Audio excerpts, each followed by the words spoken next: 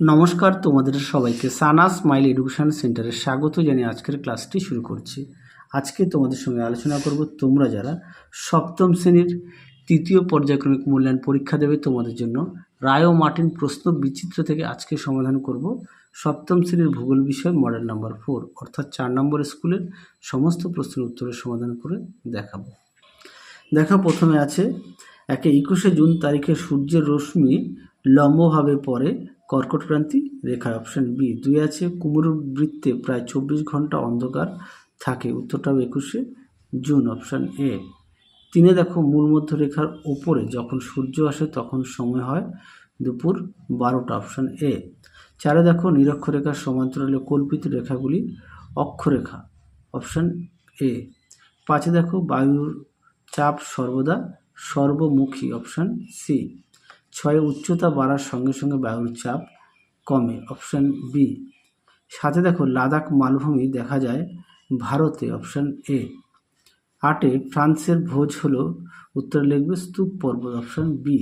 9 জলপ্রপাত সৃষ্টি হয় নদীর উচ্চ প্রবাহে, অপশান বি।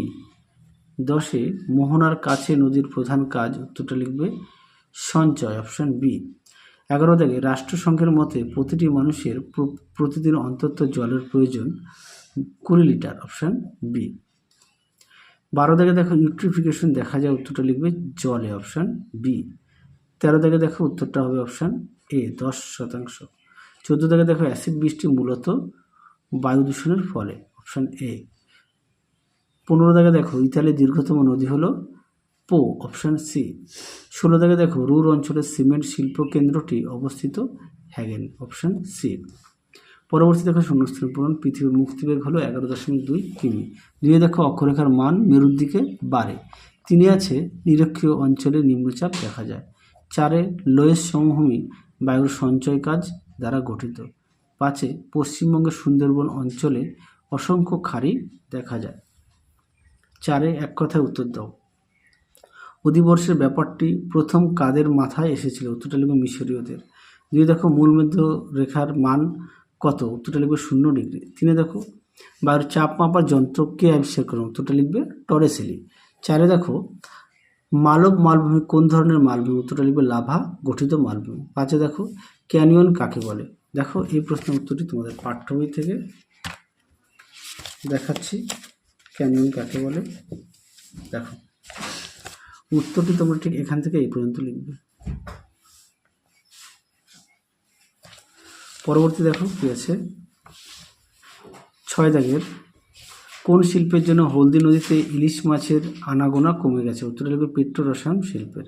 পরেরটা দেখো 5 দাগের কি বলেছে, 5-এর 1 দাগের উত্তরটা ঠিক, 2-এরটা হবে ভুল, 3-এরটা হবে ভুল।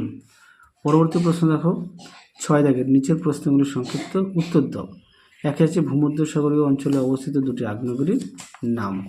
দেখো এই প্রশ্নের উত্তরটা তোমাদের দেখাই। দেখো উত্তরটা তোমরা এখান থেকে লিখবে, দেখো তোমরা অবশ্যই পড়ে নিয়ে লিখবে। পরবর্তী প্রশ্ন দেখো কি আছে, তেজস্ক্রিয় পদার্থের মাধ্যমে কিভাবে মাটি দূষণ হয়, উত্তরটা দেখো। দেখো প্রশ্নের উত্তর সুন্দর করে দেওয়া আছে, তোমরা অবশ্যই পড়ে নিয়ে লিখবে। পরবর্তী প্রশ্ন দেখো কি আছে, আচ্ছা এই প্রশ্নের মানগুলো 2। হ্যাঁ, অক্ষরেখার দুটি বৈশিষ্ট্য লেখো। দেখো প্রশ্নের উত্তর তোমাদের পাঠ্য বইতে 21 পেজে পেয়ে যাবে, তাও দেখিয়ে দিই। দেখো পরবর্তী প্রশ্ন দেখো মকর সংক্রান্তির সম্বন্ধে লেখো।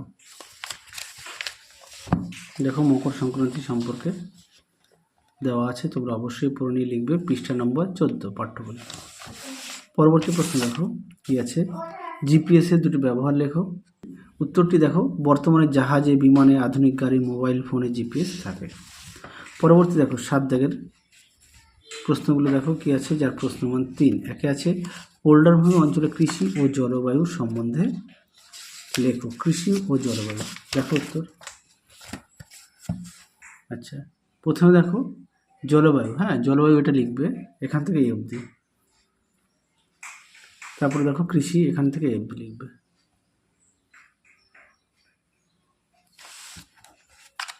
পরবর্তী দেখো কি আছে, 2 দাগে জল বিশুদ্ধ করার 3টি সহজ উপায় লেখো।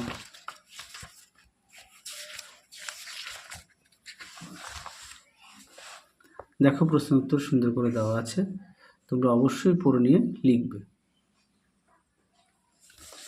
পরবর্তী প্রশ্ন দেখো কি আছে, 3 দাগের প্রশ্নটা একটু দেখো, তোমাদের উত্তরটা দেখো, প্রশ্নটা একটু দেখে নাও।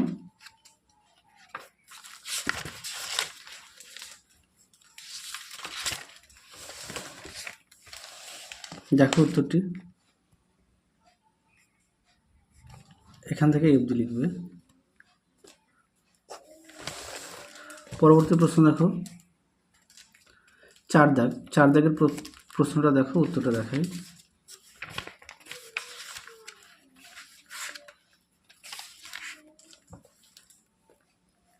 দেখো প্রশ্নটি, উত্তরটি এখান থেকে লিখবে এই পর্যন্ত। পরবর্তী প্রশ্ন দেখো 5 দাগের প্রশ্নটা দেখো।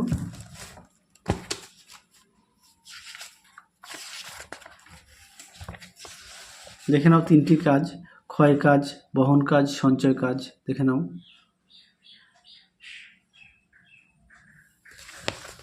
পরবর্তী দেখো 8 দাগের প্রশ্ন কি আছে দেখো, লন্ডন অববাহিকার প্রাকৃতিক পরিবেশ আলোচনা করো। দেখো উত্তরটি এখান থেকে লিখবে,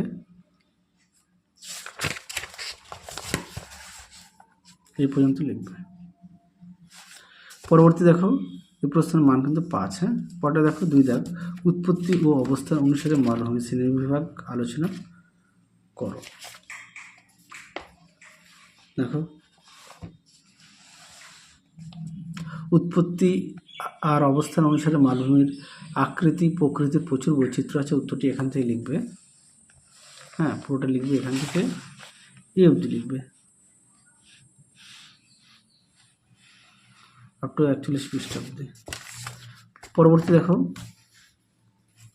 3 দাগ, দিন রাত্রি হ্রাস বৃদ্ধির সঙ্গে ঋতু পরিবর্তন কীভাবে সম্পর্কযুক্ত আলোচনা করো। দেখো প্রশ্ন উত্তর, দেখো উত্তরটি এখান থেকে লিখবে।